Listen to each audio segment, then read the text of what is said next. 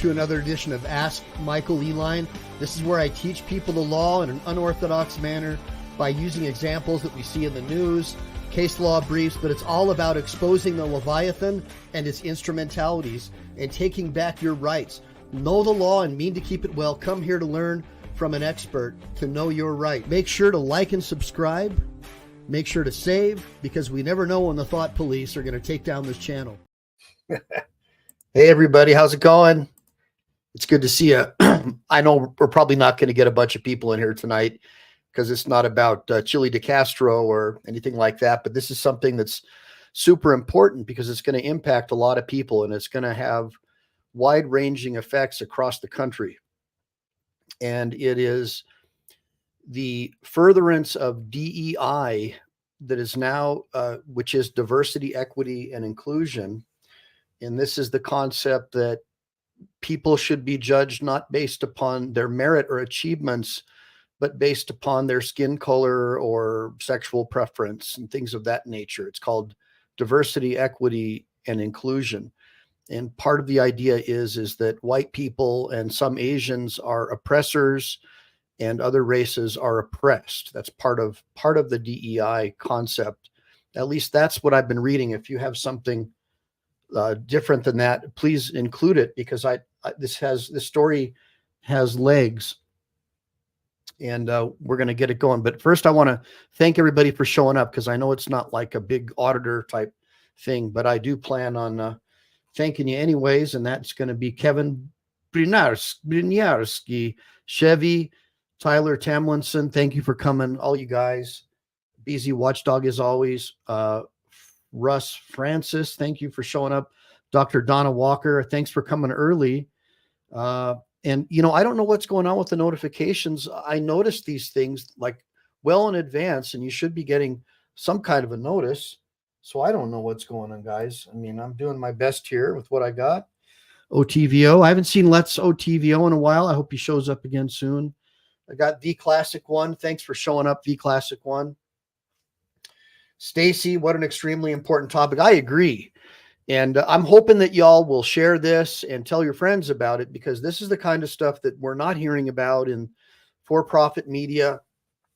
We're not hearing about it at all. And it's a real problem. Hey, Ralph, thanks for becoming a member, man. And I'm happy. So I got that book done about how I became a lawyer with no undergrad or law degree. And I'll offer it at a discount to everybody who is a member of the Eline Law, Ask Michael Eline channel. Thank you for joining. And I'm doing my best to try to do these videos every night, guys. But, you know, I'm a busy lawyer. And last night I was wiped out. I have judo with my son. And so I got other things going on. Yeah, okay. Yeah, let's go. All right, Mushroom Manny. And give me a bunch of Let's OTVOs and give me a bunch of free chilies, guys, and a bunch of ones. I'll do some housekeeping stuff real quick. So I did have an opportunity to peruse the appellate brief of Chili de Castro, and I'll withhold my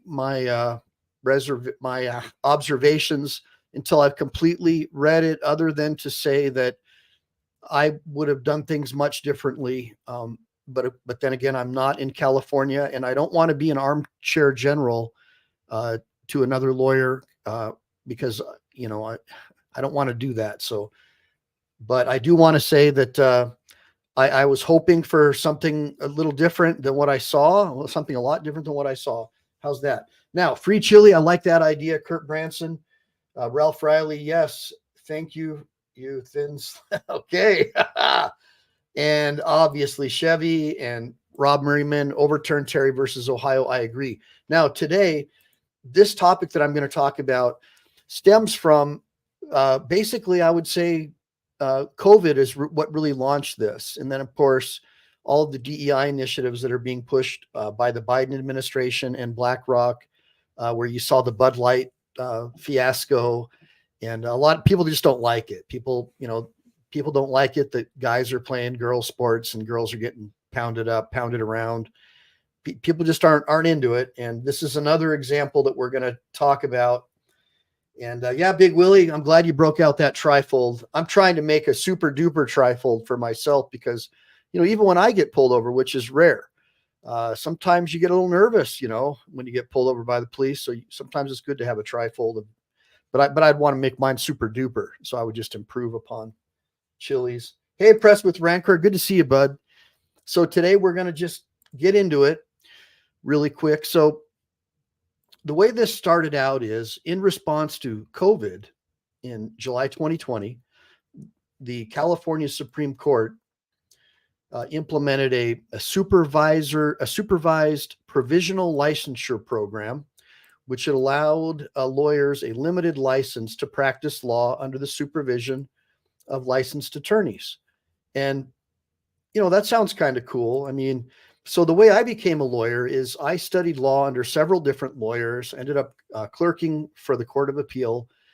And that was a really great way to learn. And that's the way all lawyers were taught until the mid or late 1800s when they started law schools. But before that, lawyers were trained by doing, and that's what I did. So I was doing complex civil litigation, and I was doing criminal prosecution as a criminal prosecution clerk for the city attorney, opposing 1538.5 motions and things of that nature. So I got a real opportunity to learn how to do all the stuff that a paralegal does, which is the pleadings, knowing how to put a footer on a pleading, which, believe it or not, remarkably, most fresh lawyers out of law school don't know how to do any of that stuff. So I don't have a lot of use for freshly graduated lawyers. They expect a secretary, and they expect you to have a legal secretary do all those things. And as a lawyer, you want to do it all yourself. You want to be able to do everything yourself, period. And then that way you can train other people and you're an expert at it. It's like being a Marine. You start out as a private and you work your way up. So I feel that, yes, studying under the direct supervision of a trained lawyer is far superior to any classroom setting. And it definitely gave me a leg up over other lawyers. So yes, I agree with that part. So studying under a lawyer. Now, I don't know about this, a limited license to practice specified areas of law under this. Okay. I don't know about being able to having a limited license. Okay. So we're going to get into that. We're going to go, by the way, this is the State Bar website, and I'll put this link in the video. I haven't added it yet, but I will, so you guys can check it out. So basically the way it started up is trustee Haylin Chen drafted a rule, and that initial rule applied only to 2020 law graduates. And it was called the working group that did that. And then they expanded that program, and that program got expanded in 2020. Just bear with me because I want to lay a foundation. Ultimately, they were able to convince the California Supreme Court to issue an executive order called New Rule 9.49. And what that does, it allows eligible 2020 law school graduates, let me blow this up for you, to practice law as provisionally licensed lawyers. So you got a bunch of people out there who went through law school, but they didn't pass the bar for whatever reason. Either they couldn't pass it, or they failed it a couple times, and then COVID happened and that bought them some time. Some people just couldn't take it, but it didn't matter. They were all thrown into the pool. And that was basically something that opened the door to the race to the bottom, as I like to call it. And so what ended up happening is that the supervising attorney has to assume professional responsibility over the provisionally licensed lawyer.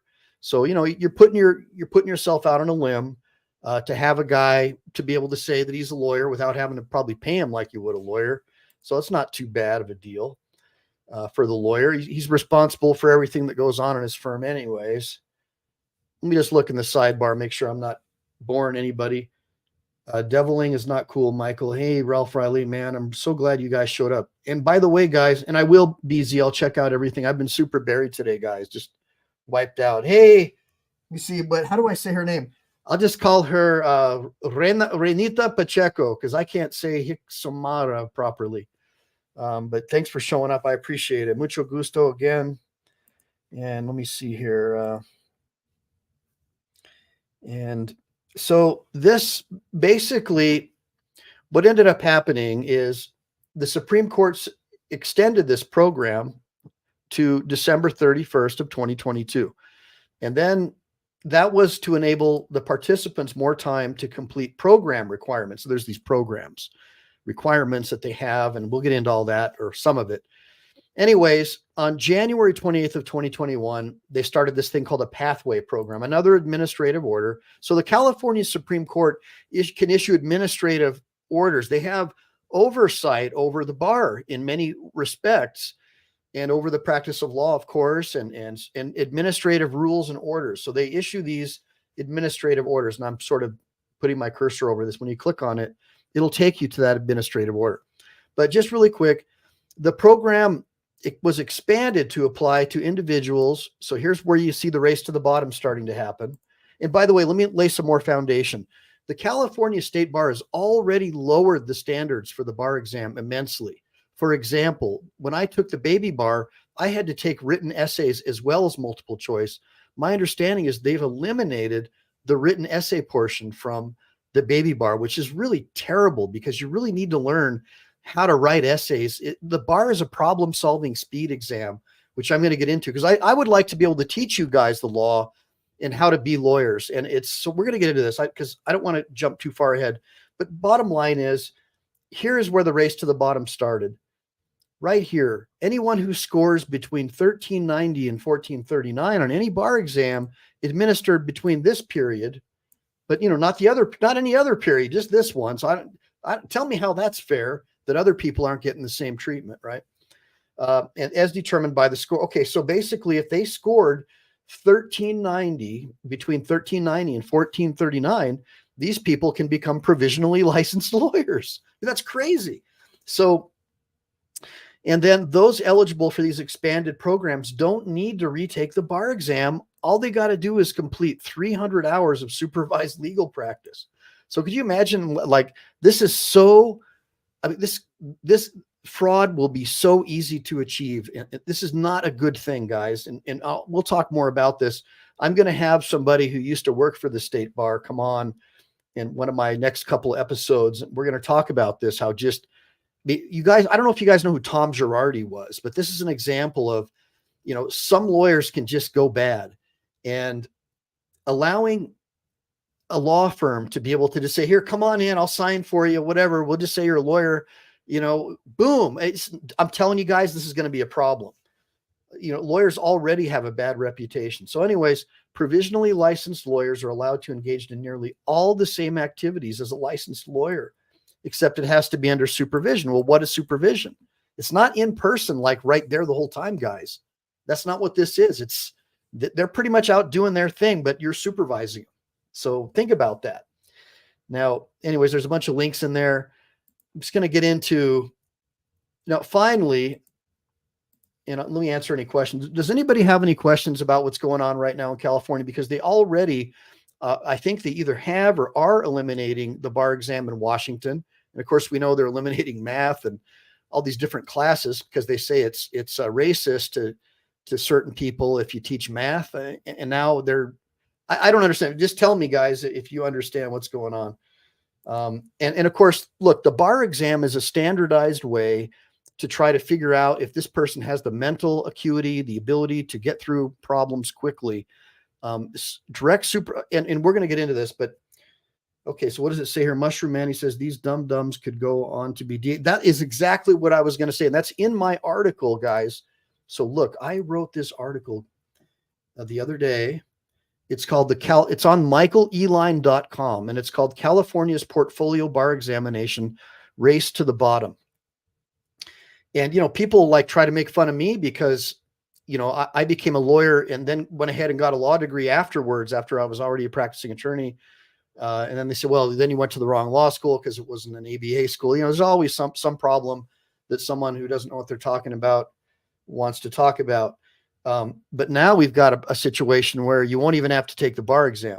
And so this article that I wrote talks about how the state bar, like the new woke people that are sort of at the state bar pushing these DEI initiatives, they're mischaracterizing the bar exam as a rote memorization test. Okay. It's not. It is a problem-solving speed exam that requires a lot of memory. So what these people who are pushing this race to what I call the race to the bottom, hold on a minute. By the way, I finally found a use for AI. I Googled or I binged this model bar exam, this pilot bar exam that California is pushing, and we're going to talk about it now. So let's just make sure we got the right screen up here. And I'm going to show you on my boom. So this is where my article is right now. So I wrote this article called California's Pilot Portfolio Bar Examination, Race to the Bottom. And so right at the very top, I talk about this. It's not a rote memory test. It is a problem-solving speed exam, and it requires a good memory. But if somebody can't memorize the basic law stuff, then they shouldn't be practicing law anyways. So when I'm sitting down and having a meeting with you, and you tell me a fact pattern, like I was out driving around and then some guy rear-ended me, and then my passenger fell out the door and she wasn't wearing her seatbelt, and now she's suing me, right? I've got to be able to know right away what all the issues are. Well, first of all, the guy in the back is at fault because he's the one who hit you, unless the guy driving your car was up to some kind of shenanigans, right? So I'm thinking about duty, breach of duty, actual cause, proximate cause, damages, whether or not I can recover the damages. Remember, you can't sue someone unless there's a way to recover, right? If they don't have any assets, like an illegal alien, there's really no way you're going to recover from that person. So they got basically a get out of jail free card. If you don't participate in the system, then you're not, you know what I mean? If you're not getting insurance or not doing any of the things you're required to do by law, and you're not getting thrown in jail because California is a sanctuary state, you got to think about that as a lawyer, all those issues. And a provisionally licensed lawyer who hasn't passed the bar exam hasn't demonstrated that they have those skills. And so that's what I wanted. Give me a bunch of ones if you guys understand what I'm saying so far, and then put it in the comments if there's something that you don't understand about what I'm talking about. And I'll just take a look here. So Kurt, I appreciate you showing up today, buddy. Hey, we actually got 22 people for a show that's about something that really matters, like who the hell our lawyers are going to be. Because you know that all of our lawyers, guys, become politicians. What is it, like 80 or 90% of Congress are lawyers? And look at the lawyers that are out there now, like Fannie Lewis. Are you kidding me? I mean, this is what DEI is producing, according to many experts. Now, imagine if there's no bar exam, and we're just, hey, let's get some supervisory stuff going, and we'll just go ahead and let them practice law because someone signed for them. I mean, are you kidding me? Tell me what you got. Give me a bunch of ones if you think that's a bad idea also. Okay, so I'm under 40 and I understand that math was taught. Yes. Hold on. Let me put that up. So, all right. So Kurt Bronson says, I'm 40. I understand the math I was taught. Well, yeah, I get it. So there is this big push to treat one segment of the population as if they're victims, and the other side is oppressors. And the oppressors are the ones who get better grades in school, do better on the bar exam, usually come from two-parent homes. They're called oppressors. And then the other ones are the victims, who come typically from single-parent homes and don't have the best educations, lower income families. And so the idea with the administrative state that we like to call the Great Leviathan is to go ahead and lower the standards to make it fair for the people who are performing poorly. And having a judo background and a Marine background, having a Marine dad, I just think that that's just crazy. I want people, and tell me if I'm wrong, but I want people leading me in charge in positions of power who I think are better than me, and who I think are smarter, who I think are more moral than me, people that I would trust to babysit my kids. That's who I want in positions of power. I don't know about you guys, but if I'm going to vote or elect someone, I'm looking at their person as not just their political beliefs. Okay. So really quick, I'm not sure where a conversation. Oh, hey, so press with rancor. I don't want to get in the middle of a convo here. 13th Amendment, no titles. Okay. Got it. Yeah. So titles of nobility, that's another thing. So remember that titles of nobility thing. I don't believe that that is a federal issue. I don't know that it applies to state, but I do get what you're saying. The title Esquire it would be a title of nobility, but in the United States, it's not really treated that way. I mean, like I'll put Esquire after my name for fun on my credit card because when I was single, the waitresses would get a kick out of it, even though I wasn't single because I was a lawyer after I got married out. before I pass the bar. But you know what I mean, guys. You put that on your credit card and you're good to go. You know what? I got hair on my legs and the kids like to play with that. Just having some fun. Okay. Now. All right. So, Stacy, yes, the trophies and jobs should go to the best qualified people. And I agree with that. And yeah, perfect world. That's true. Classic one. And then administrative state is as man, Ralph, you're always nailing stuff heavy duty. And we're going to have to talk more in my private room because I want to tackle this because this is super important because this is about the future of who's going to be our next district attorney, who's going to be your next maybe law school professor, which already that we can already see the law schools are pretty much doomed, right? But let's get into it. So the California State Bar has recently approved this plan, a pilot plan. So this goes beyond what we were talking about just now. It's the PBE is designed to assess a candidate's minimum competence to practice law, and it's going to serve as an alternative to the bar exam. And so right now it's just going to apply to 100 applicants. And these are the people who are already provisionally licensed. So basically, there is now a proposal that we're going to change the entire bar exam for thousands of people to try to make the bar exam like this. This is what's going to the Supreme Court right now. What these 100 applicants who are like special needs, all the standards are going to be changed for them. Ultimately, that's the goal behind this pilot program. Remember, a pilot is like a pilot light, and then you turn up the flame and it gets bigger. That's the idea. That's why they call it a pilot program. Got it? All right, good. Hope you give me a bunch of ones if you guys are following me so far. Now, right now we've got all these guys running around, these yahoos with provisional licenses. Now tell me if you think that that's fair to other people who maybe passed the bar exam prior to this 2020 period, right? That are still trying to pass, or people who have just taken it now and couldn't pass. Tell me if you think that's fair, because obviously it's not fair. And that's something that they say DEI is supposed to deal with. So most of the experts I've spoken to are saying, why are we trying to consider re-engineering the entire bar exam because of 100 applicants, when what they should be doing is trying to make other changes, which we'll get into in a minute.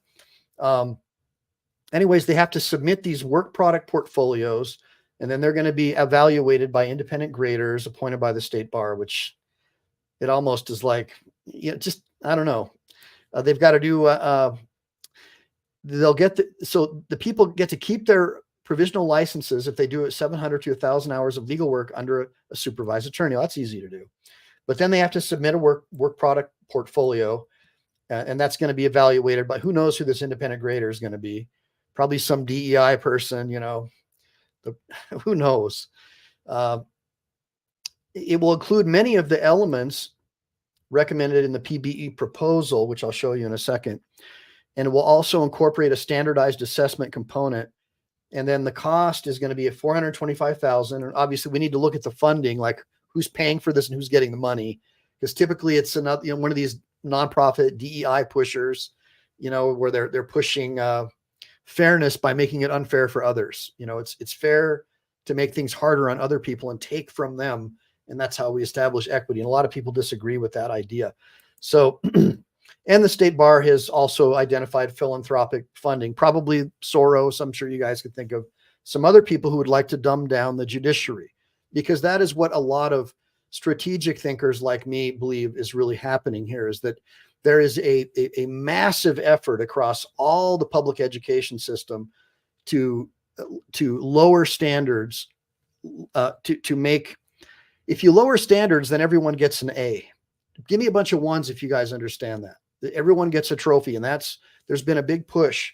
So I would imagine it's from one of those philanthropic organizations such as BlackRock. It's much easier to control someone and pass laws when you have people who are not educated in the Constitution, who don't understand natural law, the Bill of Rights, or anything about the history of the colonies, the Republic, the U.S., incorporeal states, and all that other stuff. So let's get into this. So basically, the board is going to work with representatives of the Committee on Bar Examiners to finalize these PBE pilot bar exam requirements. And They're going to evaluate the pilot and recommend whether or not it needs to be modified, blah, blah, blah, blah, blah. So now moving forward, this state bar. So the California State Bar went ahead and approved it, this pilot program, and then they sent it off to the Supreme Court. And I've got all these articles here. I've got all this information here in additional articles, next article, previous article that you can look at. I'll put that in my description for the video. So basically, this is what's going on. The problem with what happened here is the state bar is recommending this based upon stuff that's happened in Wisconsin and I think like Delaware or something. But really quick, I'm going to just show you the states that have or are considering this alternative pathway to licensure, which means don't take the bar exam and have a less educated lawyer with less ability to solve the actual exams and solve real problems in real life, which we're going to get into also. But you can see California on the far left there, no pun intended, and Oregon and Nevada and Utah. California in particular, once they go some way, it spreads like cancer to the other states. It's always been that way. It's kind of like this. First it starts in Canada, ends up in California, and then spreads to the rest of the US. And so right now, if this goes down in California, let me make sure you guys can see this. All right. If this bad chicken goes down in California, it's going to spread. But right now, the data that the California State Bar is using is for a very small subset of states. And let me just look them up. I think it's Wisconsin. Let me just real fast scroll down here. Yeah, Wisconsin or New Hampshire, they've already implemented what's called the diploma privilege in Wisconsin. So it's offered to students, as long as you go, okay, that's the other thing. You have to go to either an ABA or a state bar accredited law school in order to get this alternative pathway. And so, guys, what most of the experts I've spoken to, and at least two of them on the condition of anonymity, is that this is being funded by the law schools. They don't like the bar exam because it prevents them from making money. You can't get people from the inner city neighborhoods who could easily get government grants and loans into your school because they're not passing the bar exam. You can't get people who are ESL, right? Because look, we had ESL, English as a second language. I had this guy from Mexico that I schooled with, and I think he was smarter than me and quicker than me, and because I do speak pretty decent, okay Spanish, like we were able to pretty much get along all right. And he just could not pass the bar exam because of the innuendos and the butchery of English as being a conglomeration of, French, Latin, German, and different types of German, and then Scandinavian. You've got like the Danish tongue, all these different Germanic tribes, all this stuff bastardized from different times and different eras, all mixing in, becoming the English language. And so we're like, for example, words like there, THEIR or THY''RE, all that stuff is just really confusing to someone unless they really know. And like English is a really hard language to learn, guys, believe it or not. So I think it's probably one of the hardest. And if you've mastered it, people think you're really smart because it's such a weird language to everyone else, right? Anyways, so they're trying to say that these states like New Hampshire, for example, or Wisconsin, where they've implemented this sort of, well, you went to my ABA school, you went to my state bar school, we're part of the good old boy network. So, if you don't go to an accredited law school, you're not going to be able to do this program. So you got to pay the money, you got to pay to play. That's what this is about, guys. That's exactly what this is about. Mark my words. If you follow the money, that's probably where you're going to find it. But you're going to find the people that are supporting the schools are the same people who want to dumb down the country. You're always going to find that. And the Rockefeller, when he brought our education system here from Prussia and was able to eventually get it instituted nationwide, knew that because he said he wanted a nation of workers and not thinkers.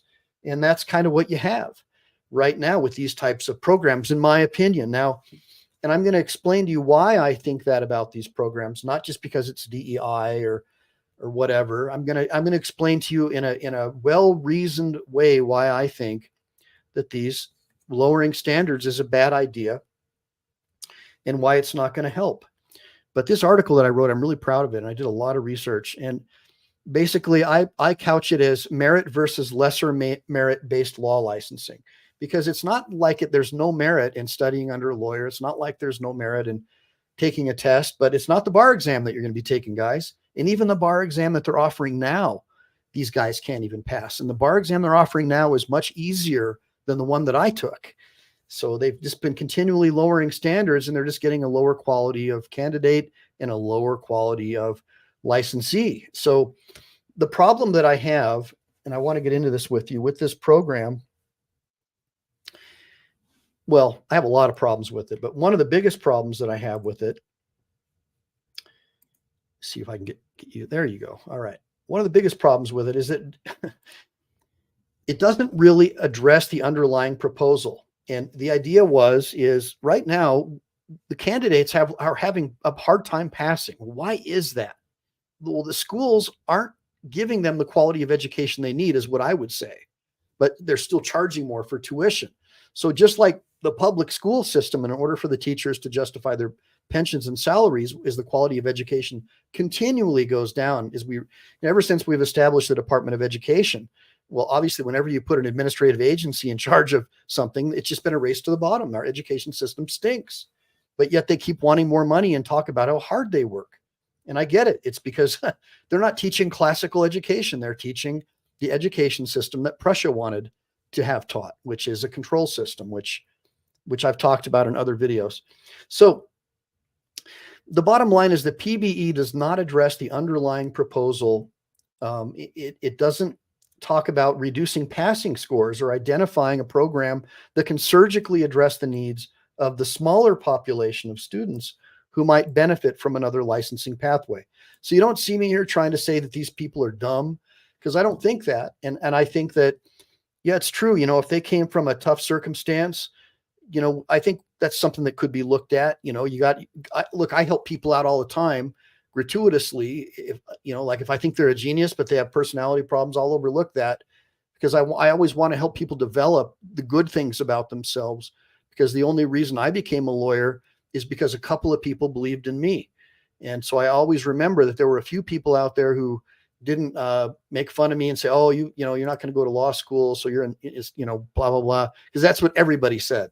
You'll never be anybody. You've got to go to law school. You've got to get a law degree from a ABA school and all that. And so there were a few people who said that's nonsense. One of them was an appellate justice who let me clerk for him. So, the idea is, in a meritocracy, you go out and you hustle and you meet people, you beg and you borrow, you do whatever you have to do to offer your services like a medieval squire would. And I'm talking to you guys who actually want to be lawyers. The guys on my channel who are interested in trying to become lawyers or learning the law. I want to teach you what it's going to take. If you really want to do this, you have to prove to yourself that you're worthy. You have to go out and hustle and carry the sword and carry the shield and the lance for the knight who's fighting for you, and learn from him. And that's the way the original lawyers did it. Remember, our original lawyers under the common law, American English common law, were they studied in the temple inn, which was the Knights Templars castle. And the lawyers took refuge in there because the king kicked out all the lawyers out of London proper. There was a big battle between him and the Pope, as you'll recall. Ultimately, well, I don't want to get too much into the history. I've got another book I'm working on that goes into the history of the Knights Templar and the creation of modern American law schools and the evolution thereof. You're going to love it, by the way. Now, the PBE proposal is also suspect because it's based on a tiny student population. So what the PBE proposal is going right now, guys, is they want to push this program on the whole state for everyone. They don't want to just do it for 100 people. They want these law schools they're going to make so much money. Can you imagine? Like all these people that all I got to do is go to an ABA school and I don't have to take the bar and I get like a provisional license. Heck yeah, I'm going to do that. Heck yeah. I mean, who wouldn't do that, right? But just think of the malpractice that's going to happen, guys. I mean, look at what a disaster California has been already the last 4 or 5 years. People are fleeing in droves. Imagine what's going to happen now. So anyways, they took this this tiny student population sampling from like New Hampshire or Delaware and 100 people in a California class, and they're using that to try and influence a state with over 45 million people. And also, it's apples to oranges here. We have 62 law schools of varying accreditations and a handful of law schools in the smaller population states. So they're trying to compare, law schools in those tiny little states to the ones in California, which a lot of them are really good. Now, the pilot bar program does not mention the testing process for past graduates either. It doesn't talk about the 2 classes of law schools approved by the state bar. It doesn't talk about the thousands of people who don't fall within these timelines, who won't be able to get sort of like to get in on the gig, this gig of being able to practice law without having to pass the bar.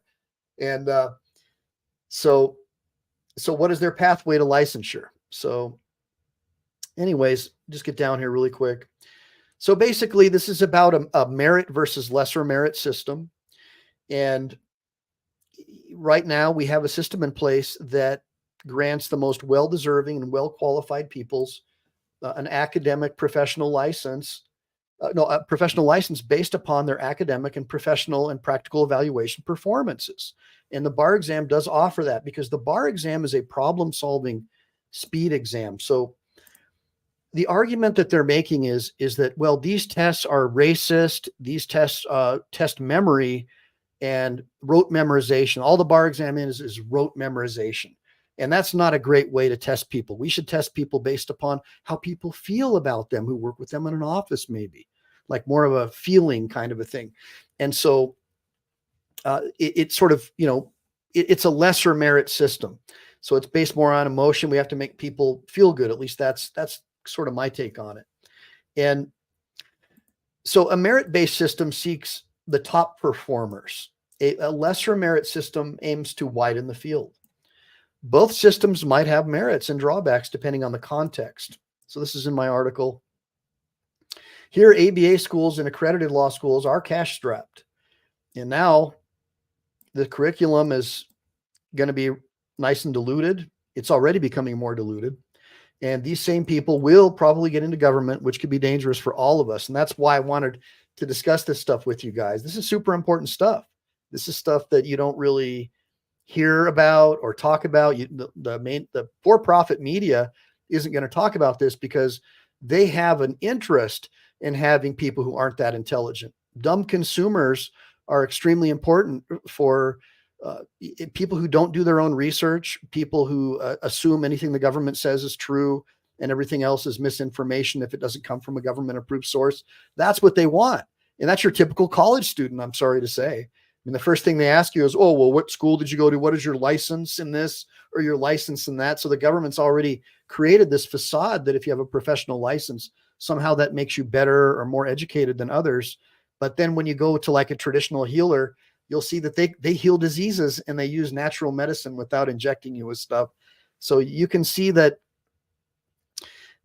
there's a lot more than that meets the eye here. You see that we have a system of systematic brainwashing of our youth. And there is an absolute benefit in having a dumbed down education system. And there's an even greater benefit in having more lawyers like Fannie Lewis. Could you imagine having a bunch of lawyers like Fannie Lewis if you were a diabolical Dr. Evil? I mean, you could just throw all your political opponents in jail, charge them with anything. Just think of it. So, and a lot of people think that that's what's going on too. They just think there's a lot of political persecutions going on. And it's too bad because it lowers the faith in our already very low faith that people have in our legal system. Okay, so basically this is about DEI. And states like Wisconsin and New Hampshire have already implemented alternatives to the traditional bar exam, again, with varying degrees of success. In Wisconsin, 51% of attorneys were admitted via the diploma privilege, as opposed to 19% the traditional bar exam way. So less and less people are passing. And you've got these, look, man, you've got like these the government's pushing everyone to get that college degree, get that degree in underwater basket weaving and learn how to burn a flag. And that's pretty much what's going on with these kids. They're getting degrees that are not going to get them any money. And then they beg the government for loan forgiveness, and they'll vote for the candidate that forgives their loan with your money. And so it's a racket. That the education system has become more or less a racket. And these kids are not learning anything that is going to help them make money or make a living. After all, they're taught that capitalism is evil. And if someone gives them a job, the person who gave them a job is exploiting them. So that's kind of hard to reason. And I hear that from a lot of people who have small businesses who have fled California, saying that, back East or in the South, the people are super respectful and they're just grateful to get a job. So it's a cultural thing. So they're moving out there. And let's see here. So these alternative pathways have long-term effects, but so far they've seen no significant disciplinary matters come up. But again, these are brand new programs, so we don't know. So diploma privilege basically means you graduated from an ABA approved school and you just automatically can become a lawyer just by passing school. And then in Wisconsin, the other way that you can become a lawyer is to pass their bar exam. Only 19% have done that. I mean, so honestly, put a bunch of ones in the comments if you would want to hire a lawyer from Nevada who never took the bar exam, or in Wisconsin who never took the bar exam, or would you rather hire a lawyer in Wisconsin who did take the bar exam? Give me a bunch of ones if you like the idea, and two if you don't. If you like the idea of someone who never took the bar exam, a bunch of twos. If you'd rather have someone who didn't take the bar exam as your lawyer. And just let me see what you guys think. Yeah, right. I know. Pressed with rancor. I get it, man. I can't imagine anyone having faith either. It's pretty bad. And let me look here. Mucho éxito en tu programa. Sí. Yo sé. I don't know.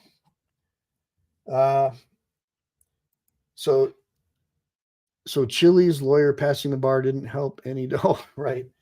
So I don't know. I mean, I don't know if Chile's lawyer passed the bar or not. And I don't know which one you're referring to, because he's got a bunch of different lawyers for different cases he's got.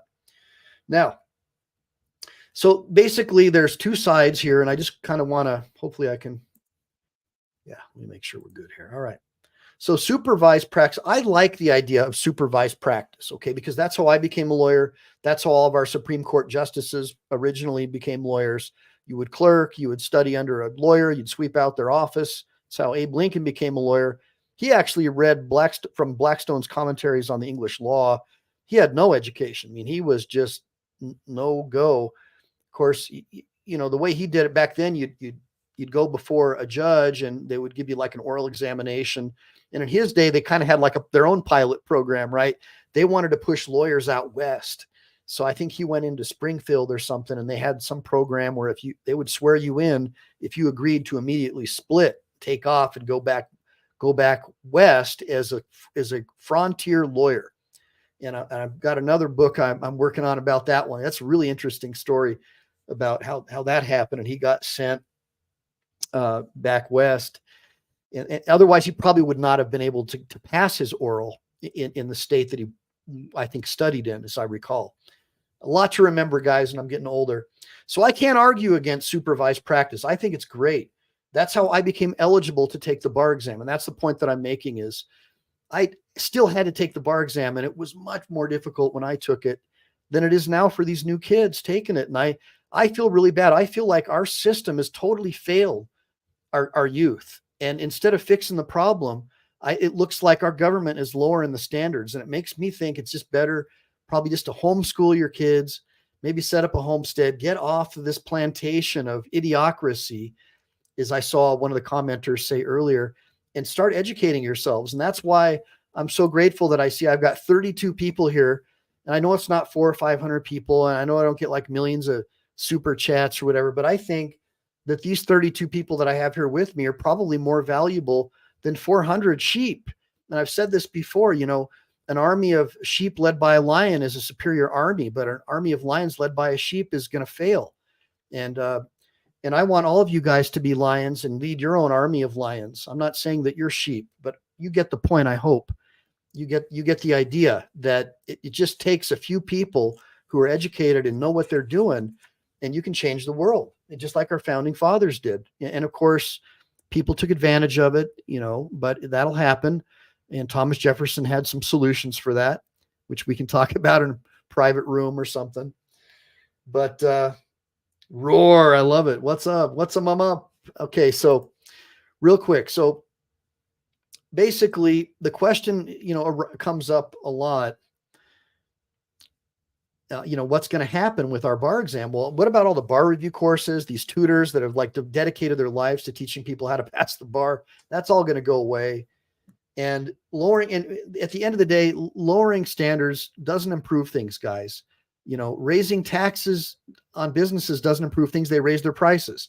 Lowering standards doesn't improve things because it makes people stupider, and it makes people less able to competently lead, and it makes our enemies stronger. And that's the point, what's going on here, because all this stuff from what I'm seeing, put it in the comments if you disagree with me, isn't helpful to the country the way they're doing it right now. Punishing everyone for a few people who are disadvantaged, I believe is the wrong approach. I believe those people who are disadvantaged, we should put more energy into helping them by training them, not by giving them stuff, not by offering them a welfare check, but by taking a guy like Mike Eline and saying, Mike, you're a volunteer, you're a mentor, you volunteered to be part of an Inns of Court, for example. You're responsible for training this lawyer for 2 hours a week. That's your job, right? That's how we change things, guys. You need to be mentors to your neighbor's kids or your brother's kids, especially boys. They're not going to listen to their dads once they're teenagers. The way that we did it, the ancient Viking Scandinavians did it, is like one of the neighbors or one of the uncles would take over with your male boys because, to teach them how to be warriors and stuff like that, because familiarity breeds contempt. So mentoring is super important, guys. And I really, really encourage you to mentor each other and to also, rebuke each other when you do stupid things in private, not in front of other people, because you don't want to make each other look bad. I always, in public, I want you to present a united front, even if you feel like someone's a complete idiot. You can't do that. You can't, because it hurts them, and it makes other people see that you'll do the same to them. So it makes you a notorious person. So now the next thing, so how do we, balance creating equal opportunities? Well, we can investigate alternative routes to licensure and still uphold professional standards and requirements, which these programs aren't doing. And we can look at economic disparities and consider ways to make traditional and non-traditional bar exam routes more economically accessible to all participants. I think that's a great idea. But remember, you should make sacrifices too. And that's the point that I want you guys to understand. I was willing to sleep on park benches.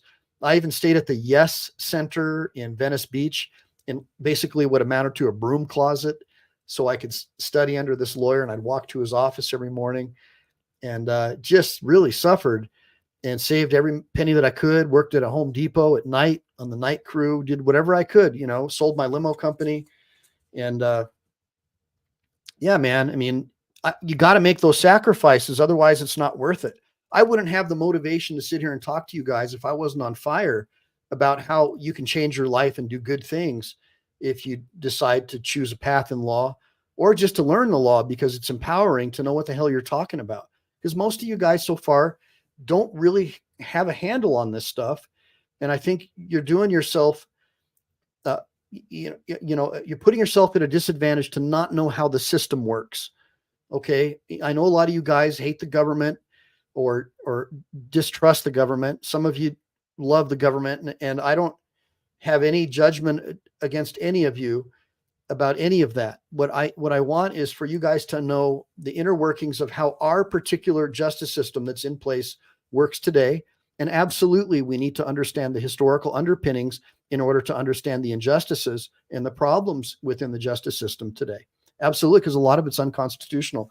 The spying programs, in my opinion, are totally unconstitutional. Data mining, totally unconstitutional. Flooding our country with people who are potential threats and then allowing threats to occur, so they can pass more laws to take away more of our freedoms and restrict the Fourth Amendment more and more, because that's in effect what they're doing by allowing this porous border situation to remain in place, is treason, in my opinion. Give me a bunch of ones if you agree that it's treason to have the government inviting people into the country like this illegally, and put a bunch of twos if you think that it's safe for the government to do what it's doing. Now, the other thing that I think needs to happen here, besides addressing economic disparities, is to promote skill and development. And that's part of the mentoring that I'm talking about. We need to stop reinforcing the victim mentality. This is a real problem. Telling someone that they're a victim is really bad. It's a bad thing to do. It's bad for the person, and it makes the person a victim. And if they're told that generationally, they'll believe that they don't have a chance. And that's going to make them turn to crime. It's going to make them shun education. It's going to make them much easier to control by dangling a check in front of them. And that's very dangerous to this country. So I believe that initiatives should focus on helping the law students and graduate lawyers improve their study and comprehension skills. And I mentioned that earlier with a buddy of mine that I studied with who was ESL. You know, if we could help them improve their English comprehension, that would be very helpful. But, you know, an extreme example would be forcing everyone who speaks English to learn Spanish to make it fair for him. And I guess that would be a good example. Hopefully you like that example, because that's kind of what they're doing with these pilot bar exam programs. They're taking a minority of people who need some help and then trying to shift everything to make everyone gets a trophy so the other guy doesn't feel like he's a loser. And I just don't think that that's a good way. You tell me. Most of the people on my channel are a little older, but are there any young people on this channel who really think that merit is like racist or something? Because I heard that from a young kid today, that merit is racist, like making people achieve things and earn things. And I asked him, well, does that mean that like professional football players who score the most touchdowns are racist? And he had no answer for me. Because the idea is the most of the best running backs and wide receivers are black guys. So you're saying they're racist because they meritoriously they're better than the other player. I don't get it. So put a bunch of ones in the comments if you understood what this kid said, or put it in the comments if you can tell me what that meant, because I was totally confused and I want to understand what they're talking about. Okay. So anyways, this pilot program, which is going to lead the way, is supposed to be done with by 2025. And it's going to comprise of about 113 provisionally licensed lawyers. So they're going to be called PLLs.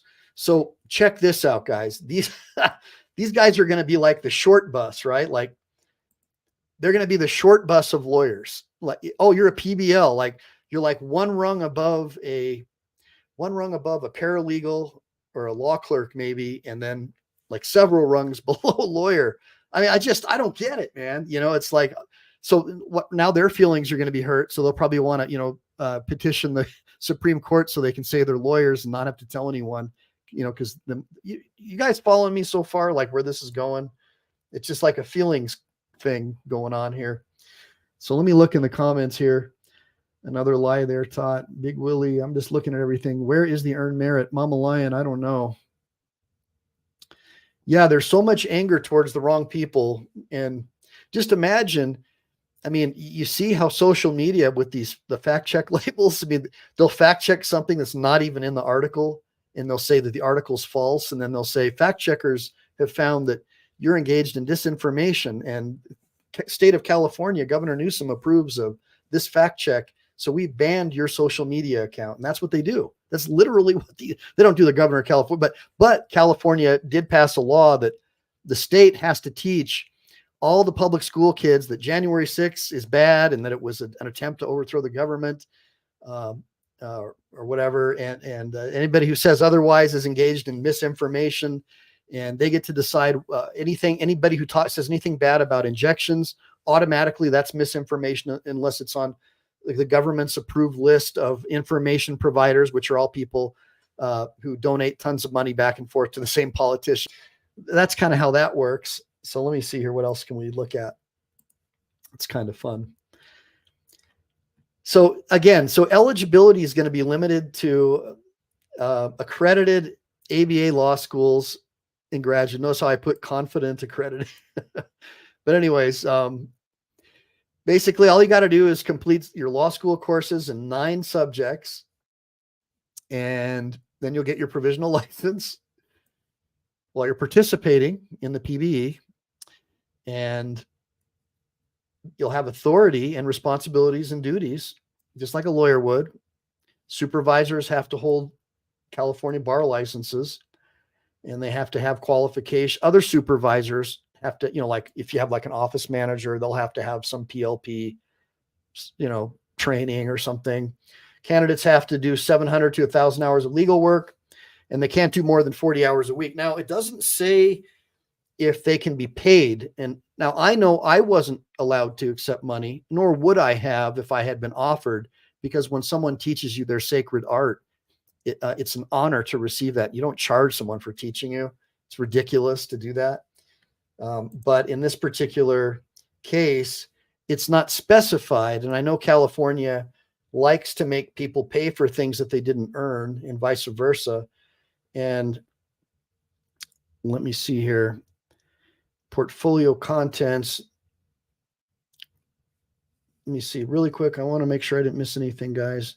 So they have to establish minimum competence, and a lot of people think that it's going to be the minimum of the minimum. And of course, the exams, the portfolio component has to be graded anonymously. I have no idea how that's going to go down. State Bar says they'll fix any problems as they come up. And a lot of people are saying that the courts are upholding mediocrity, and many in the public do appear to be losing faith in the system, saying that nothing makes sense. And look, I've interviewed a lot of people before I wrote this. And so there's people in high positions of power in California who are dumbfounded by what's going on, guys. So anyways, they're following the footsteps of Wisconsin and New Hampshire. And I think everybody already knows that Wisconsin is basically, I would say, probably the easiest bar exam in the entire country. And I've heard that from many people. And if you look at the requirements, you'll see that it's obviously much easier, at least than the California exam I took. Now, so the portfolio bar exam is basically it's going to blend. The portfolio based exam is basically just going to be a lesser merit oriented inclusivity type of a program. We kind of discussed that up there. I'm just kind of breaking it down for you. In this case, the structure is suspect. I mean, how can we allow it to be inhabited before the experts have conducted a thorough safety examination? We can't. We just don't know what's going to happen. We don't have any. We already have standards, and they're a really high standard. But these law schools are losing a lot of money. They've got to charge these outrageous tuitions, and they're not able to donate enough money to the politicians in the current situation that they're in. So if they can just get more candidates, then they'll have enough money to donate to the politicians. I'm kind of joking, but I'm kind of not, because that really is how the system sadly works. Now, let's take a look here. Does anybody have any questions so far about the portfolio bar exam and the race to the bottom, or the DEI based pilot bar exam? And I'm going to scroll up here to see if there's any other questions. Thanks for all the ones, guys. And again, I do appreciate you guys showing up. And you see, people become cops because they're intelligent enough to become lawyers. Maybe. Well, now all the cops can become lawyers, because you're not going to, it's, in my opinion, it's all you got to do is enroll in a school. And that's all this really is, in my opinion, is, and you tell me if you think otherwise. It's just cash strapped law schools trying to figure out another gig. They become extremely big and difficult to operate. Now they have these massive campuses, and people discover that they can study from home or work from home. And universities are having a hard time, and a lot of the degrees are totally worthless. And by the time you get into law school, unless you had a degree in English or something that might help you be a lawyer, it's not really going to help you. And the stuff, it's just bad. A lot of plagiarism. You see, like, all these new professors and presidents of all these Ivy League universities that keep getting busted for plagiarism, and rather than fire them, they accuse the press of being racist. I mean, how are we going to How are we going to have any standards when somebody can just say, well, if you criticize me, I'm going to call you names and not do anything to solve the problem, which is you're not qualified for the position that you hold, and you were placed there on a DEI program, and it's you qualify for something else, or maybe we should, help get you some training so you can qualify for this job, but right now you're not. So that's what the opponents of these measures are saying. They're like, what are you guys doing? Why are you why are you just hiring people just so you can feel good? It's hurting the system. It's hurting our education system. It's dumbing down everything. That's what people are saying. So this is the big thing that I wanted to show you. It's not just me, okay? Only 7 California bar exams support the PBE. Okay, you guys ready for this? Only 7. And all of them, from what I've been able to find, every single one of them are big time DEI supporters, like you could say they're on the Bud Light side of things. And then at least 61 bar associations oppose the PBE. And these are your traditional liberal, like the American Board of Trial Advocates, very progressive liberal organization, to the more conservative Arab American Lawyers Association and the Asian Pacific American, which I believe is very conservative Democrat. So you see, even the California Association of Black Lawyers, they're not going for this whole DEI-based bar exam stuff. Okay, so not everybody of a different skin color supports all this stuff. So that's another problem we have with governments controlling all of the narrative and the news media and the social media narratives, is they always try to create these falsehoods of consensus. But when you actually look at the real numbers, you can see here's another DEI program. This is how it pretty much scores across the board with every DEI initiative. A very small subset of people, usually radicals, support this DEI stuff. And then the normal people like you and I, of course, people say I'm right of Attila the Hun, but other people left of me, 61 of them don't support this program. Look at that. And there's a lot more, guys, that aren't bar programs. It's just crazy. So look at that. This is the subset of bar associations that support this. That was enough to get this sent to the California Supreme Court, guys. So you can see there's some money here, right? There's someone's getting paid, someone's paying someone. And then look at this. Wow, 61. They're saying, no way, Jose Ole. It's not happening. So I think it's crucial to challenge the portfolio-based examination. And I've outlined that in my article. And if you know someone who's in education or a local politician or a professor who'd like to debate me, I'd like it if you would send this link, which I'll put in the description, and get this over to them, because I would like a debate on this, because I think it's insanity. And I'm hoping that you guys agree with me. Anyways, I'm just going to scroll down, make sure I didn't miss anything. Yeah, I think it's all about the DEI grant and loan money. That's really what I think it is. They're trying to treat minorities like some kind of a sacred cow, and in return, they'll be able to get them grant money and loan money. And that sacred cow will always vote for the candidate of their choice forever. And that's the goal. But in my opinion, it's going to destabilize the industry. And already we have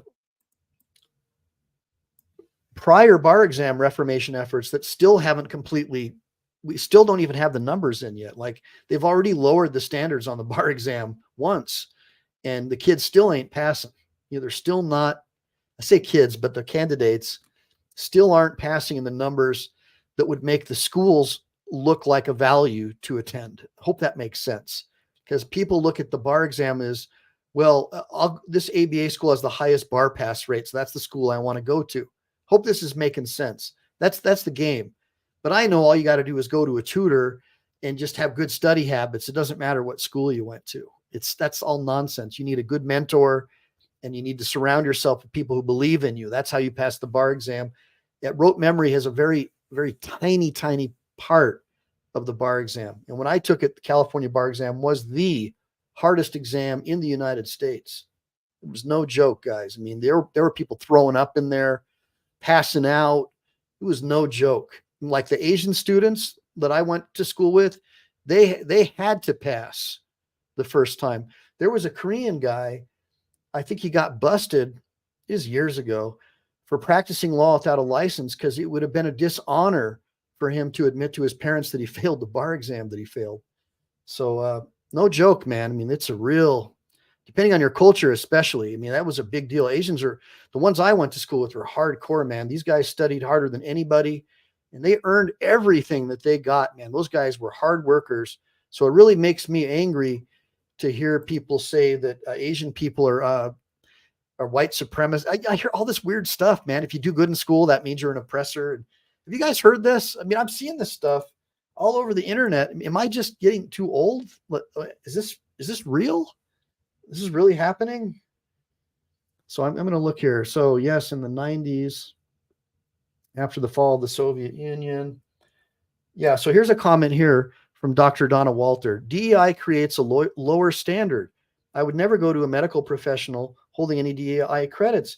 Yeah, but would you send your kids to Harvard or Columbia knowing that like the law professors all plagiarized and that they're all like basically communists and Marxists and they hate the Constitution and the Bill of Rights? I mean, our whole system of laws depends upon the Bill of Rights and the Constitution and natural law. Remember, Locke is where most of our fundamental principles came from. His theories on natural law, and that is what your rights come from an all-powerful creator. They can't be taken away by government. The government has to be bound by the chains of the Constitution. The purpose of the government is to limit the purpose of the Constitution is to limit the government's power, not give it power. It's just to take away power and chain it down because our founders knew that what's happening now would end up happening, which is you get these power brokers, dumbing down of the populace, having a bunch of derelicts in office that are easy to control, persecuting your political opponents by appointing these outrageously like dumb district attorneys who probably have an IQ of less than 80. And the fact that they even passed the bar exam is a miracle. And you've got these guys out there in positions of power. Do you really think that it's going to get any better with a pilot bar exam? I mean, put it in the comments if you think it will. So let's see here. 99 rubles to the dollar. Invest now, Americans. That's funny. Yeah, I would not either. So Dr. Donna Walter is saying, I would not send a child to a university that spouted DEI. Hillsdale does not, but they are undergrad. Yeah, that's true. I really think that people should start looking at classical education. My friend Brett Pike has a program, I think it's called Classical Learner. And I did a video where I did a lawyer react video, a couple actually that I did with you guys that you should check out. One of them, we talk about how the Rockefellers imported the Prussian education system into the United States and paid off politicians to implement it. And it just talks about that whole system, how it was set up to dumb down the country and to allow just a cadre of elite to run the country, basically make it just like how it was with a British king, but without a king. The banks basically are the king. But hopefully you get the idea. The idea was to have a really dumbed down system. And that a lot of people are saying that's what we have now. I mean, I think the United States has a very low, like one of the lowest in the world as far as education goes, but we spend the most money or a lot more money than the countries that beat us. But all we hear about in the mainstream press and the teachers unions that donate tons of money to the politicians that the same mainstream press props up, all you hear about is how hard the teachers work and how they need a pay raise. And I'm thinking, I can teach my kids more in a couple hours, good stuff about their country, Bill of Rights, natural law, Declaration of Independence, the right of self-defense, how to clean a firearm, how to service one, how to defend your family, free speech, free press, holding your government accountable. They don't even do that in schools. That's like considered right-wing extremism now, guys. I've been hearing stuff from other kids and from my kids about what's going on in these schools. And I'm just like, wow, why aren't they teaching like civics and, love of country and all that stuff? Instead, they're trying to lower standards, right, guys? That's what I'm hearing. You guys tell me, what do you guys think?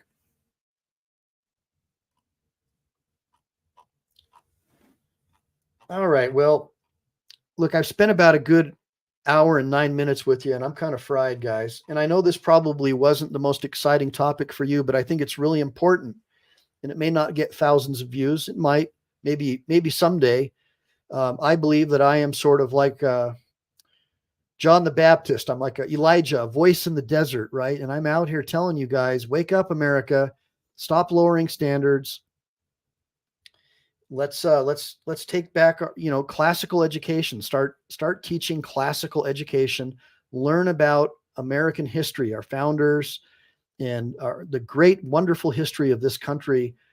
And you'll find that it's still the best system. And we already have a system in place. We just have the wrong people leading it. So it's not like it's totally, we just need, we just need to delete laws, not create them. I've said this a million times and been obviously taken out of context.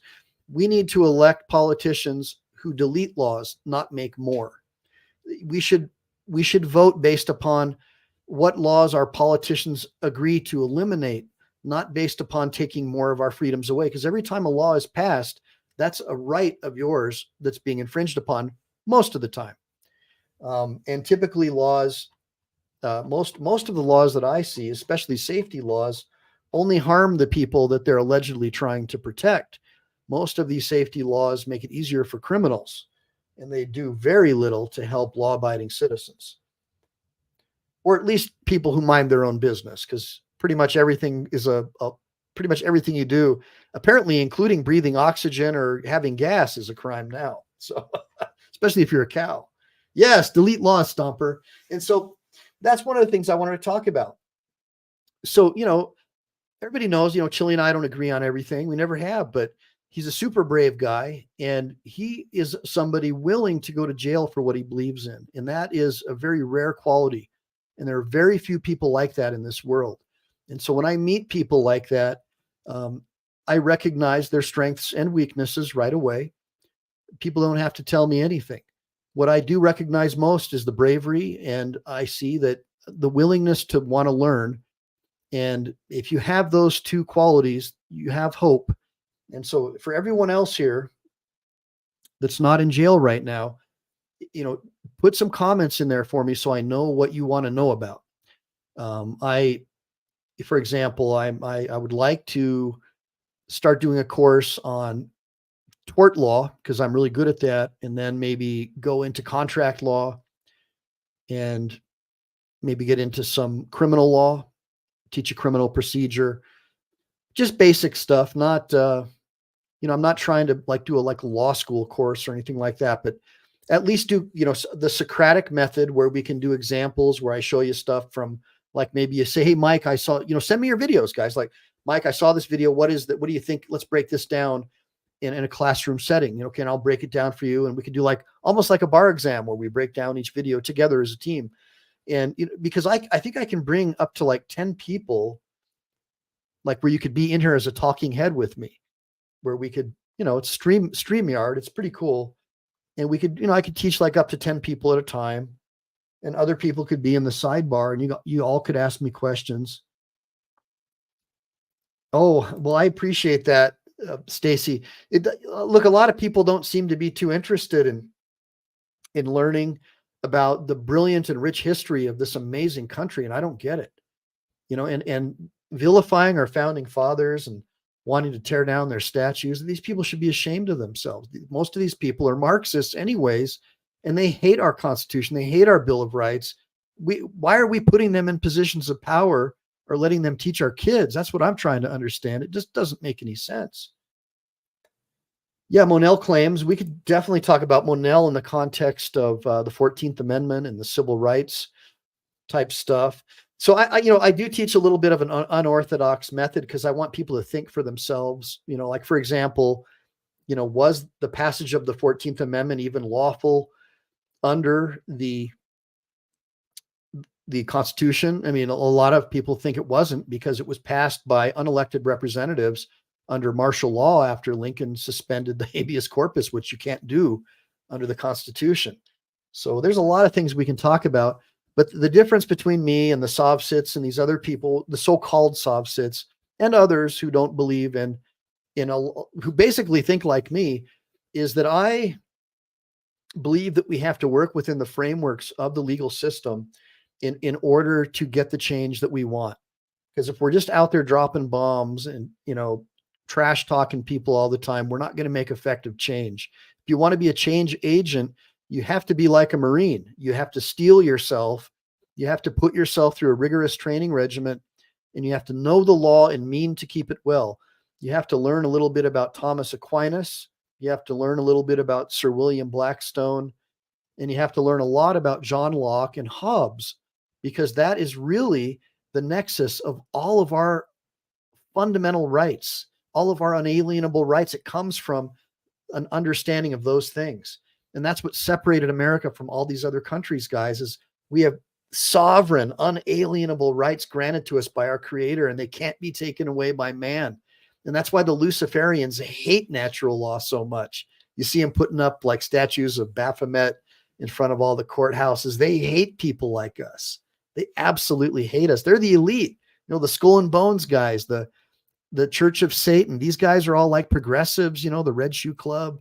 That's their deal, man. They do not like the Bill of Rights. In fact, you'll see that their subset is trying to characterize anything that they disagree with as hate speech, because that is an end run around the First Amendment.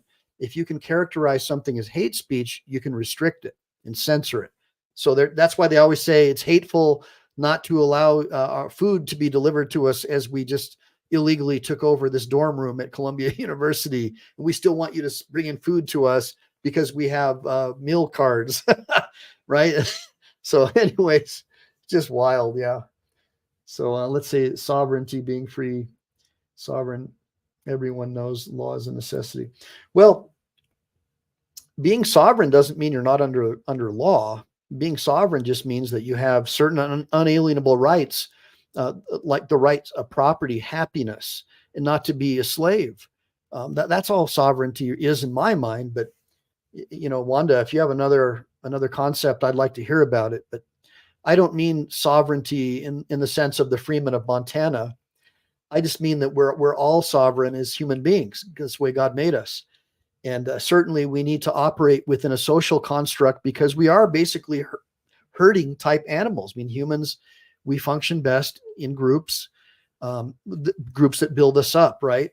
At least that's what I think. You can disagree with me. I mean, I'm not going to tell you, I don't know everything, but yes, being free is sovereignty. That's what I think. Yeah. Being free is sovereignty. And yes, Montechescu. Yes, Mountain Man. And by the way, Mountain Man, I'm still willing to come on your show anytime, brother. If you want to interview me or have me on, just know that I don't just talk about like Cop Watcher and First Amendment audit stuff, which is really important to me because you guys are on the front line. It's super important to me that I support people who are out there trying to hold the government accountable.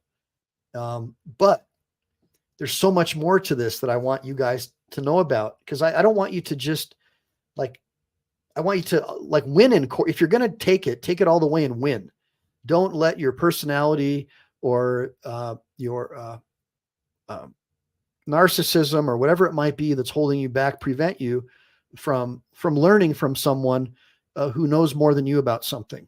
And in this case, I think I know a lot more than pretty much everybody on this stream right now about what I know about.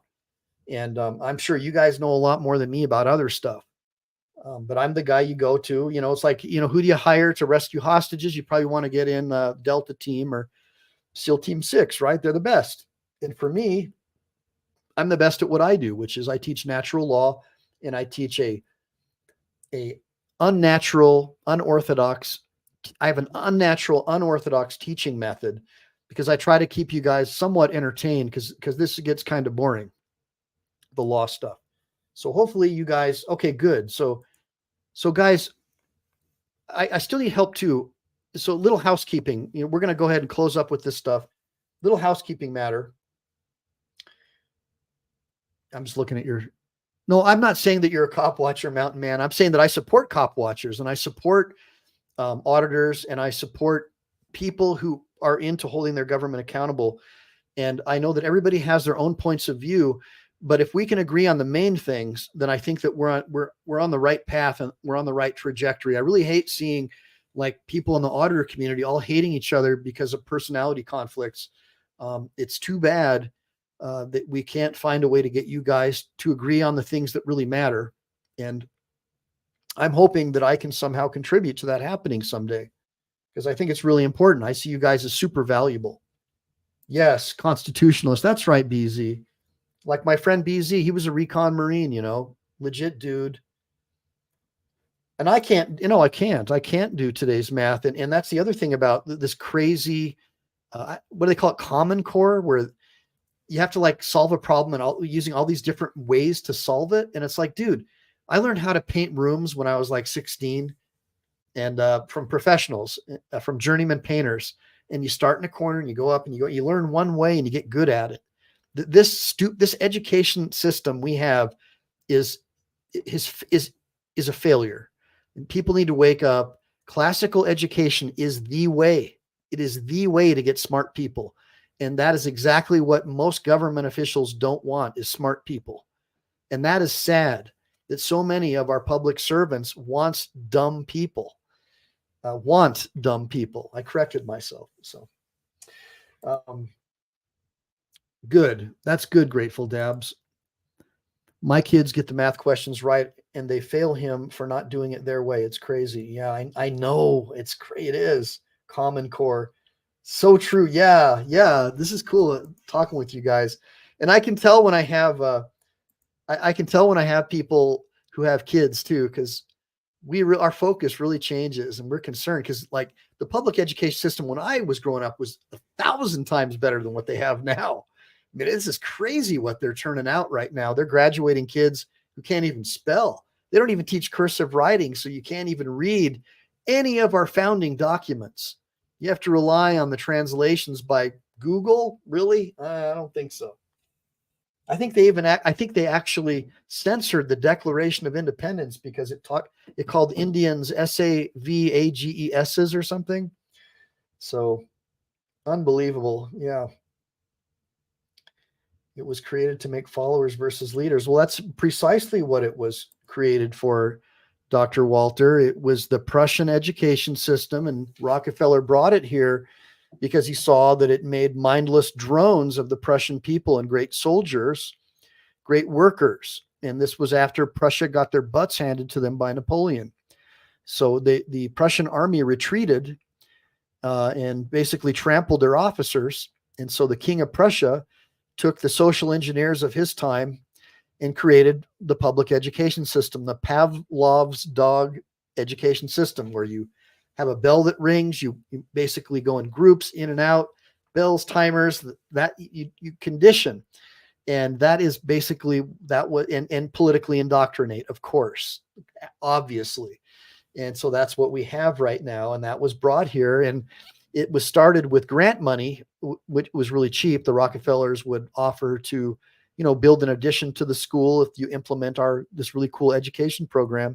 And eventually it picked up steam and they got the politicians involved, paid them off. And now we have it all over the country. And then I think was it Nixon whenever the Department of Education was established, that's basically when you saw the end of the education system as something that was beneficial to we the people. It just, you see that the public schools have basically become political indoctrination camps, as have most of the Ivy League colleges, according to many parents and many traditional American thinkers who I've spoken with. So it says here, schools would also use force for defiance, neglect of rule. That is true. So back in the day, like the traditional schools, they'd paddle the kids if they got out of line. You do that now, the teacher will probably go to jail. But you can see that, I don't believe in corporal punishment with kids. I believe that you condition them by rewarding them with a lot of praise when they do good and showing unhappiness when they do bad. And that's the best way, I think, to train them. I don't know, you tell me if you think you got a better way. I just don't like the getting beat on thing. I don't, I think it probably kept me out of a lot of trouble getting beat on, but being the recipient of it, I think that I have a better approach. You don't beat on your dogs. Why would you beat on your kids? Right? Okay. Yeah, I got spanked in school too. You're right, Stacy. So, look, this is cool though, because I got a core group of some cool people here, but I want you to get out there like disciples and spread the word. Um, and I'll come on more, and we can do private chats too, and I'll teach you guys the law if that's what you want to learn. But we can learn more obedient. That's right, BZ. I just want you guys to know your rights and know the law. I'm not going to practice law or try to like teach you how to practice law or any of that stuff. What I want to do is teach you what the law is and isn't. And when I say what the law is, I mean capital L law, like as in the original law, natural law, and then teach you the basic fundamentals of the modern legal system that more or less tries to operate under the original common law, but is being pushed back hard against by the statutory systems that we put in place. Yeah, that's right, BZ. A lot of guys would. We're just talking about, some people are saying, yeah, good, I don't have kids because I'd be spanking them, because nowadays, Child Protective Services, that's like an excuse for them to take your kids away. So, yeah, that's right. Oh, that's good, Stacy. Okay, cool. And look, tomorrow night, Max Bonilla has agreed to come on. He's that young 19-year-old guy for a late night show, and I'm hoping to have an earlier one with Basil before that on the Delete Laws channel, and I'll talk to BZ about that after the show. I'm just super tired, guys. I've been up since 04, and I am exhausted. And but I've grown accustomed to hanging out with you guys, and it's kind of fun because supporting a family and working all day, and just barely being able to get to the gym. You don't really have much socialization. So at least I can look into this camera and see you guys over here in the sidebar. And so it really has been very therapeutic for me as well. So I appreciate it. Yeah, we can chat in the morning. Yeah, that's cool, BZ. Yeah, so Stacy, we'll probably run the show that I'm going to do with Max tomorrow around probably 7. I could probably do like a 5:30 or 6 show with BZ. We'll figure it out. But yeah, they'll be recorded, and I'll also I'll do a notice. I'll do the thumbnail, and then somebody help me out here because I'm getting messages saying I didn't get notification that you were having a live stream. I'm telling you guys, I always notice my live streams early. I'll do the artwork on Adobe whatever it is, Photoshop. I'll try to create some cool thumbnails, and I'll notice it, and I'll notice it in advance, and then I'll hear some people say they didn't get the notification. So if somebody's got some screenshots they can show me of how to check to make sure all my settings are proper, because I don't want you missing these notifications. I mean, I'm not doing this necessarily for my health. I mean, it kind of is healthy, but you don't either, Mama Lion. That's crazy. Yeah, StreamYard. That's right, Rhonda. Yeah. And then it says here, Mushroom says I just got notified. So the thing is, I guess it only notifies like right when the show starts, right? But well, either way, if somebody can like send me some info on how to make sure either via StreamYard or if I have to go into YouTube after I set the show on StreamYard to make that happen, I would appreciate that. Yeah, because Stacy, I don't want you to miss the notification ever. Yeah. You need to make sure it doesn't restrict settings for people under 18. Oh, yeah. I'm going to look at that, guys. Okay. I have no idea. It should be 30 minutes before you go live. Well, so what I do is I'll notice these bad chickens at like, 3 a.m. for 6 p.m. because I want to give you guys plenty of notice. And then I'll even go on my community and I'll share it there. Like make sure to join me later. Yeah. So look, man, a lot of people are like, oh, you don't have like a lot of subscribers, or you don't have a lot of, your live stream doesn't get a lot of people. But look, I've watched those live streams where those dudes have like 400 people and they're all just like talking trash on each other the whole time and throwing bombs on each other. and I don't even feel like the people in the chat bar are paying any attention to the guy in the talking in the show, you know. And I want to share valuable information that's like, I want to share information that you can share at your Thanksgiving with your family before you guys all get in a fist fight or a Christmas dinner, you know, where you guys start throwing blows. I want to be the guy that provides you with the artillery to win every argument to the point where people's faces turn beet red because they know you're right. Because you know you're going to have those arguments. So why not be right? Drop a like. Yeah, hit the like and subscribe button. Hit that like and subscribe button. Yeah, make sure to always save too, guys. And you know, share in your community too, like your little community. Like if you guys have channels, some of you do. You know, in your community there, you can drop a link to the video and say, check out Mike Eline and the video that he did. And you know, it would be appreciated, you know, because I'd like it if more people, if there were more lawyers like me, number one, and I would like it if more people would seek out lawyers like me, because I have a genuine interest in teaching people the law and teaching people natural law and about their fundamental unalienable rights. It's really, really important, especially for the young people, to know what they're missing.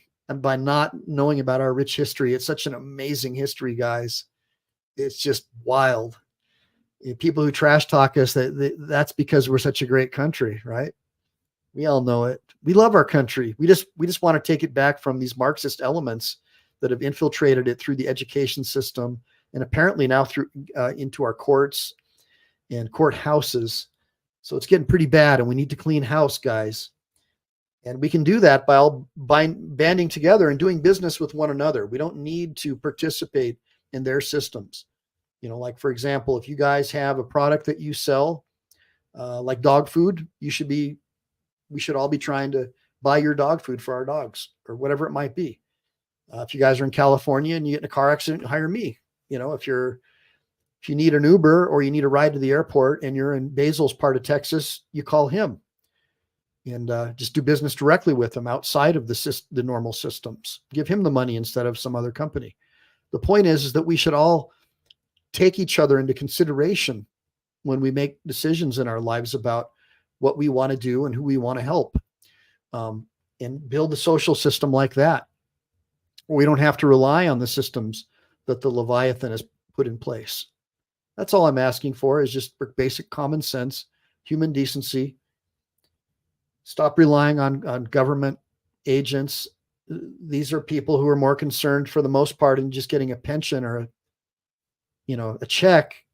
Most of the people I've met in government don't really care about our rights.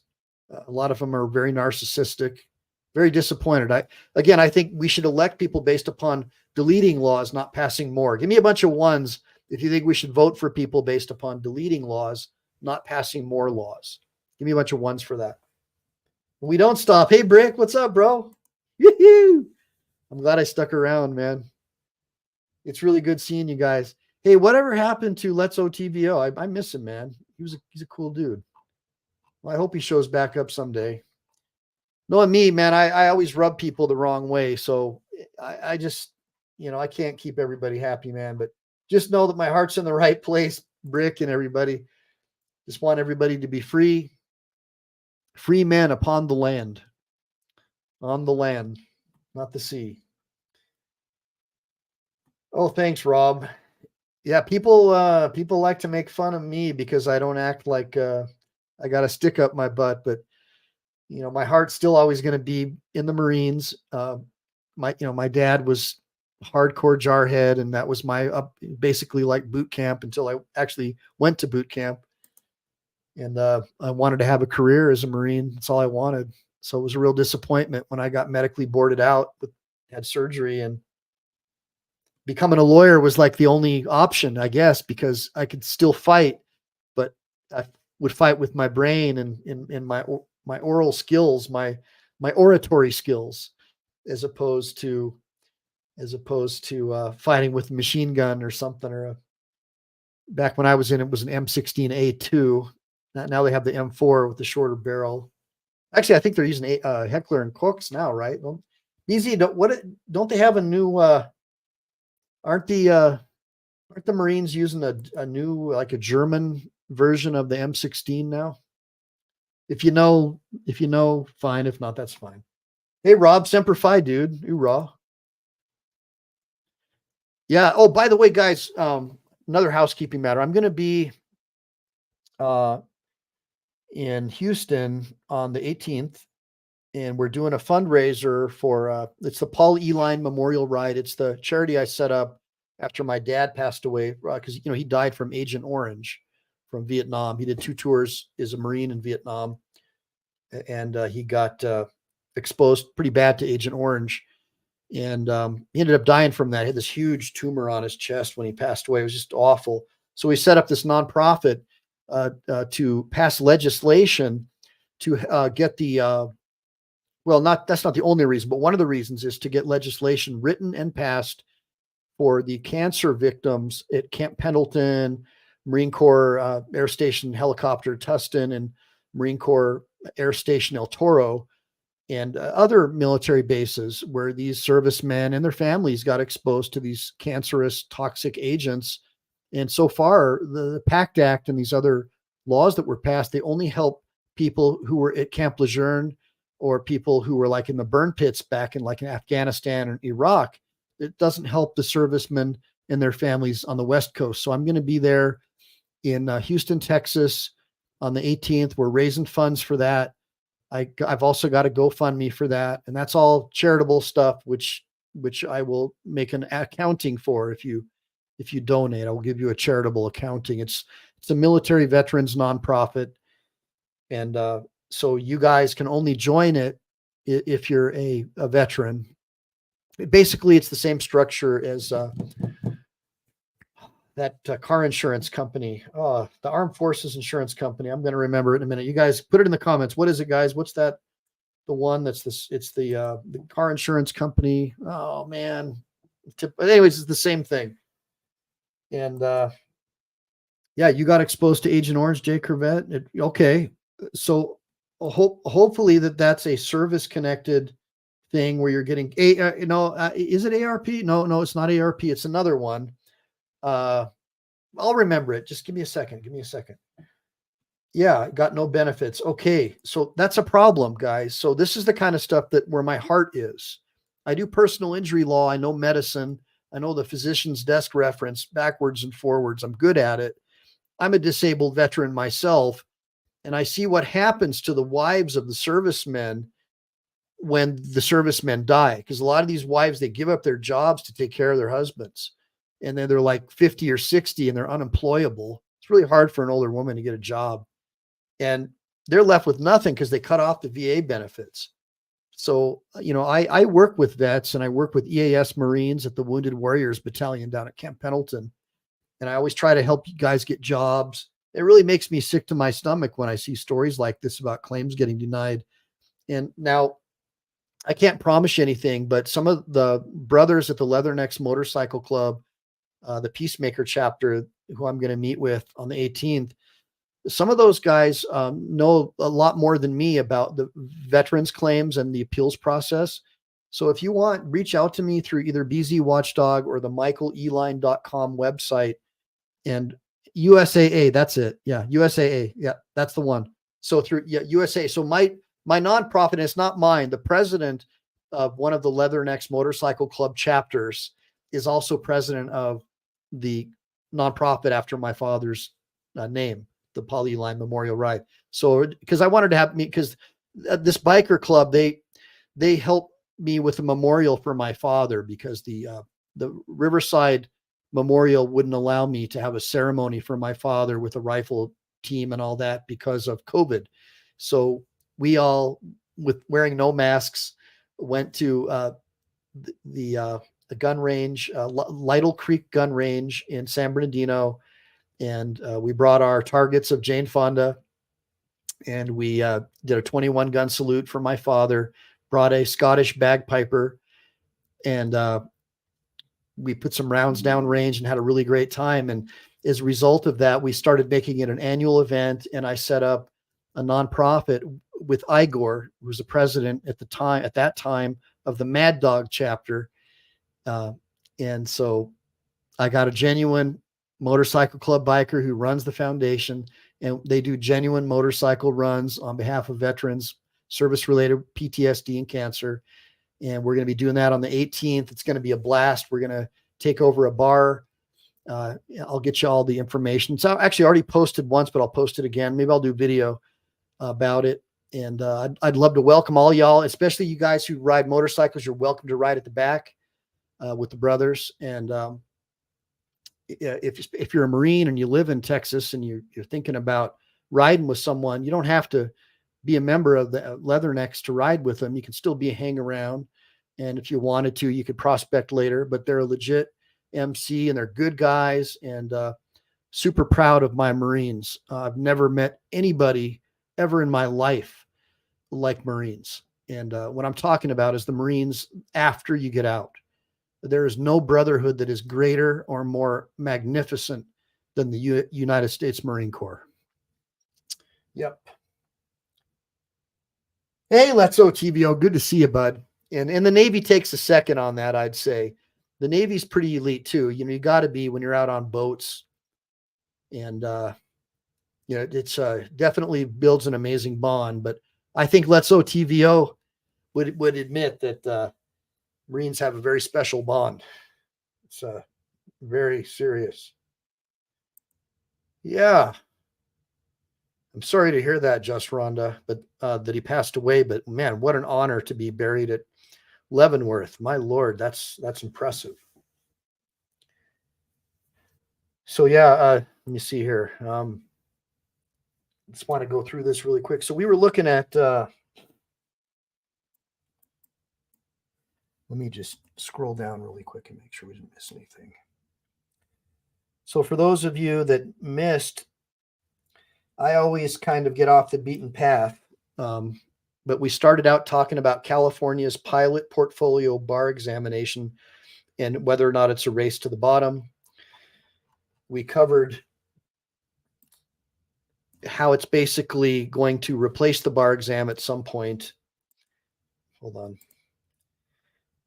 Basically, it's going to end up replacing the bar exam at some point, and basically how the education system in general, from its inception with the Rockefellers importing it into our country from Prussia, has seen a spiraling down in classical education, in critical thinking, in understanding logical fallacies and things of this nature. It's basically a dumbing down and a political propagandization of our youth to believe that anything the government says is true, and anything outside of what the government says is probably false and misinformation. That is very dangerous.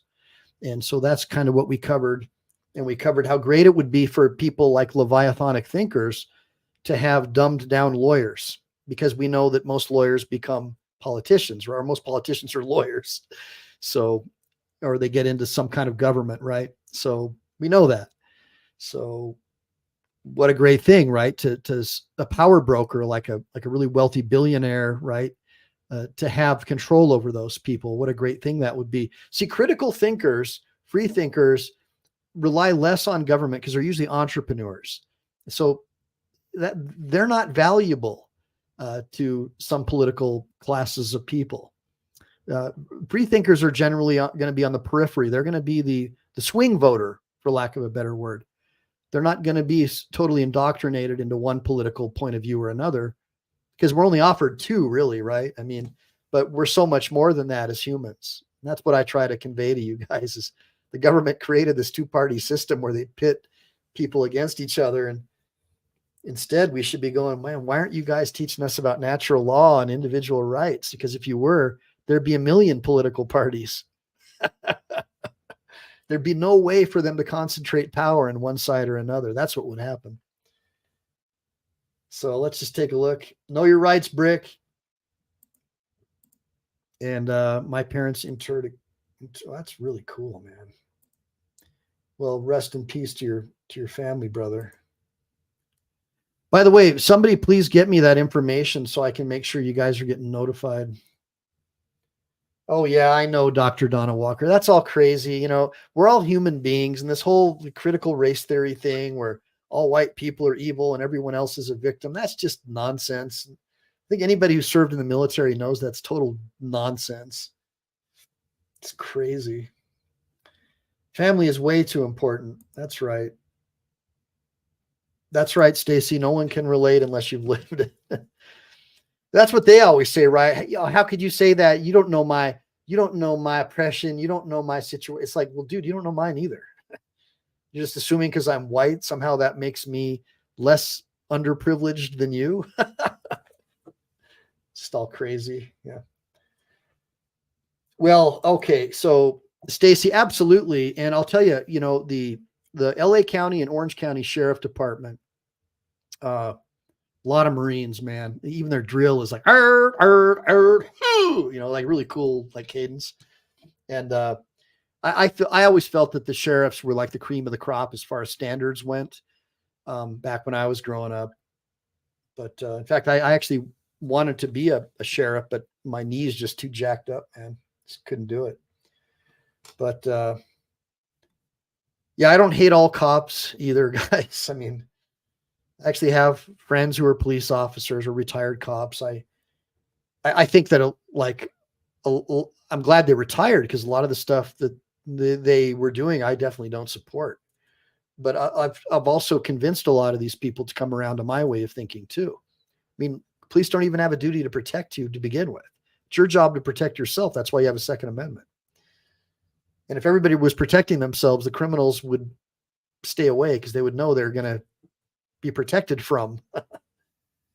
Yeah. But when you put DAs in power who purposefully arrest and try to jail people who protect other people, like the guy, like that Marine on the train in New York. I mean, come on, that dude had already beaten up a bunch of other people and he was threatening other passengers on the train. Dude put him in a rear naked because he was dangerous. And unfortunately, the guy passed away.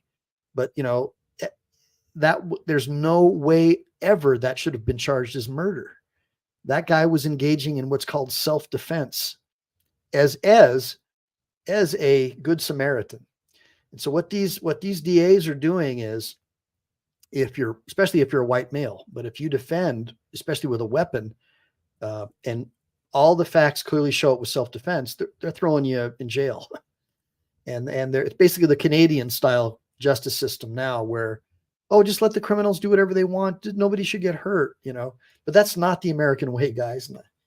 Right? I mean, put it in the comments if you think that that's the American way to lock people up who are defending their country and defending their friends and other people. I mean, what a disgrace this prosecutor is in New York for doing that. Daniel Penny is the guy's name. Guy's a freaking hero. Back when I was growing up, that guy would have been brought before the city council and given a gold medal.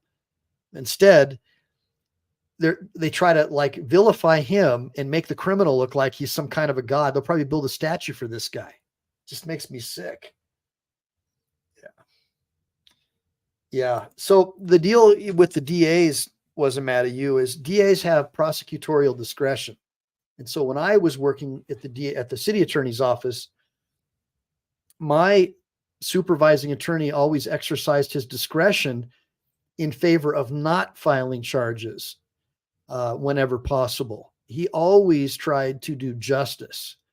And now it's like the satanic version of that, where you try and bring charges against people based upon your political views. Well, I don't support the Second Amendment and he used a gun, so we need to file charges against this guy because he goes against my political views. And this is common denominator with the so-called Soros-funded prosecutors. They're all basically Marxists and basically hate America and want to, upend everything with DEI.